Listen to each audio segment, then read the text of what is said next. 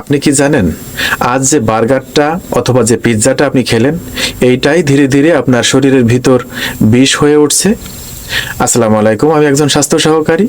আজ আমি আপনাদের সাথে একটি গুরুত্বপূর্ণ ভিডিও শেয়ার করতে চলেছি। ভিডিওটি শুরু থেকে শেষ পর্যন্ত দেখুন, আপনারা আপনাদের অনেক স্বাস্থ্য জিজ্ঞাসার উত্তর পেয়ে যাবেন ইনশাআল্লাহ।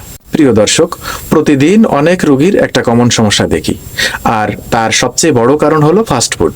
ফাস্টফুডে থাকে অতিরিক্ত লবণ এবং ট্রান্সফ্যাট, যা আপনার উচ্চ রক্তচাপ এবং হার্টের ঝুঁকি বাড়িয়ে দেয়। এই খাবারগুলোতে আরও অতিরিক্ত যা থাকে তা হলো কৃত্রিম রং, ফ্লেভার এবং প্রিজারভেটিভ, যা ধীরে ধীরে আপনার কিডনি, লিভার এবং হজম শক্তি কমিয়ে দিতে পারে। শিশু এবং তরুণরা যদি এই খাবার নিয়মিত খায় তাহলে তাদের স্থূলতা, ডায়াবেটিস এবং মনোযোগ কমে যেতে পারে। প্রিয় দর্শক, তাহলে কি আমরা কখনোই ফাস্টফুড খাবো না? নিশ্চয়ই খাবো, সচেতনভাবেই খাবো। সপ্তাহে অন্তত একবারের বেশি ফাস্টফুড খাবো না। ঘরে তৈরি খাবার বেশি করে খাবো।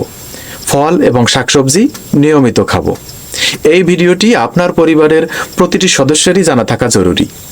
ভিডিওটি ভালো লাগলে লাইক দিন, শেয়ার করুন এবং এরকম আরও নতুন নতুন স্বাস্থ্য জিজ্ঞাসা জানতে আমার চ্যানেলটি সাবস্ক্রাইব করুন। স্বাস্থ্যই সবচেয়ে বড় সম্পদ। ধন্যবাদ।